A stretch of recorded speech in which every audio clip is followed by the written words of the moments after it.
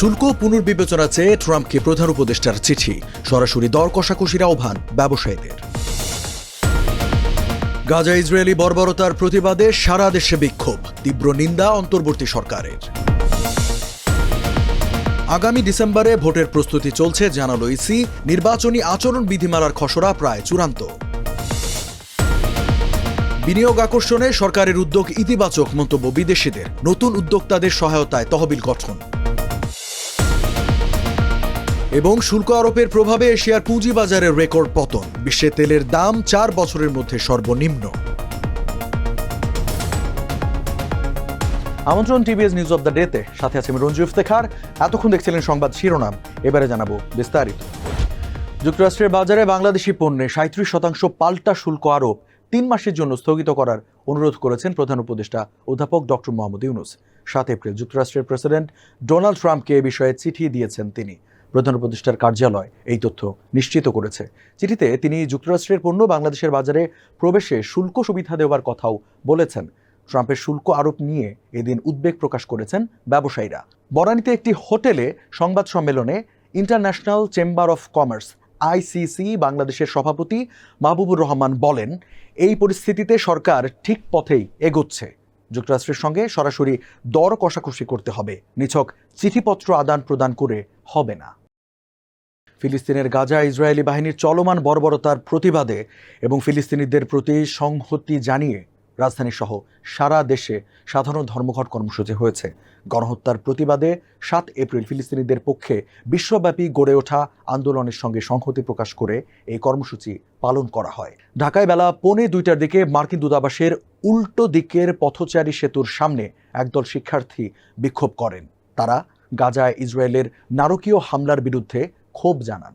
সিলেটে বিক্ষোভ মিছিল থেকে কোকাকোলা বিক্রির অভিযোগ এনে কেএফসিতে ভাঙচুর চালানো হয়। পাশাপাশি হামলা চালানো হয় জুতার ব্র্যান্ড বাটাতেও।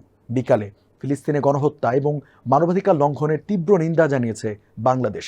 পররাষ্ট্র মন্ত্রণালয়ের এক বিবৃতিতে এই নিন্দা জানানো হয়।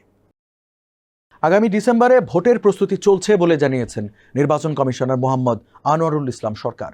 7 এপ্রিল দুপুরে রাজধানীর আগারগাঁওয়ে নির্বাচন ভবনে তিনি আরও বলেন, নির্বাচনী ব্যয় যথাসম্ভব ন্যূনতম রাখা সহ সব প্রার্থী যেন সমানভাবে প্রচার চালাতে পারেন তা নিশ্চিত করার লক্ষ্যে জাতীয় সংসদ নির্বাচনের আচরণ বিধিমালা তৈরি করছে নির্বাচন কমিশন। আচরণ বিধিমালার খসড়া প্রায় চূড়ান্ত করা হয়েছে। এখন তা অনুমোদনের জন্য নির্বাচন কমিশনে উত্থাপন করা হবে। সামাজিক মাধ্যমে প্রচারের বিষয়টিও যাতে নিয়ন্ত্রণের মধ্যে থাকে সে বিষয়টিও প্রস্তাবিত খসড়ায় রাখা হয়েছে বলে জানান আনোয়ারুল ইসলাম সরকার। এক প্রশ্নের জবাবে এই নির্বাচন কমিশনার বলেন, সীমানা নির্ধারণ সংক্রান্ত সংশোধন প্রস্তাব সরকারের কাছে পাঠানো হয়েছে, এখনও অনুমোদন পাওয়া যায়নি। বিদেশি বিনিয়োগ আকর্ষণে বর্তমান সরকারের নানামুখী উদ্যোগের প্রশংসা করেছেন বিদেশিরা। তারা বলছেন, এসব পদক্ষেপের কারণে বিনিয়োগকারীরা বিনিয়োগে উৎসাহিত হবেন। 7 এপ্রিল চট্টগ্রামের আনোয়ারায় Korean export processing zone KEPZ visit করার পর এসব কথা বলেন বিনিয়োগকারীরা। বিনিয়োগ সম্মেলন উপলক্ষে 40টি দেশের 500 এর বেশি বিদেশি বিনিয়োগকারী বাংলাদেশ সফর করেছেন। তাদের মধ্যে বেজার উদ্যোগে চট্টগ্রামের আনোয়ারায় KEPZ পরিদর্শন করেছেন যুক্তরাষ্ট্র, দক্ষিণ কোরিয়া, চীন, জাপান, ভারত, অস্ট্রেলিয়া ও নেদারল্যান্ডসের প্রায় 60 জন বিনিয়োগকারী। এদিন ঢাকায় সম্মেলনের এক সেমিনারে বাংলাদেশ ব্যাংকের governor doctor Ahsan H Mansur জানান, নতুন উদ্যোক্তাদের মূলধন সহায়তার জন্য 800 থেকে 900 কোটি টাকার তহবিল গঠন করা হয়েছে। এশিয়ার শেয়ার বাজারগুলোতে রেকর্ড পতন হয়েছে। এই পতনের মাত্রা গত কয়েক দশকের মধ্যে সবচেয়ে ভয়াবহ। 7 এপ্রিল বিবিসি জানিয়েছে, প্রেসিডেন্ট ডোনাল্ড ট্রাম্পের নতুন শুল্ক ঘোষণার প্রভাবে বৈশ্বিক বাজারগুলোতে দরপতন হচ্ছে। সাংহাই থেকে টোকিও, সিডনি থেকে হংকং, প্রায় সব বাজারের সূচকই রেকর্ড হারে পতন হয়েছে। এদিন তেলের দামে ধস নেমেছে।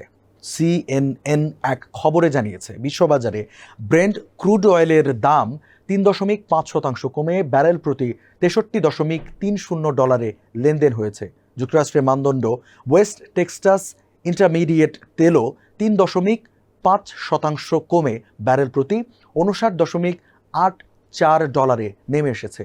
2 তেলই এখন এমন এক দামে লেনদেন হচ্ছে যা 2021 সালের শুরু থেকে দেখা যায়নি। দর্শক, এই ছিল আজকে টিভিএস নিউজ অব দ্য ডেতে।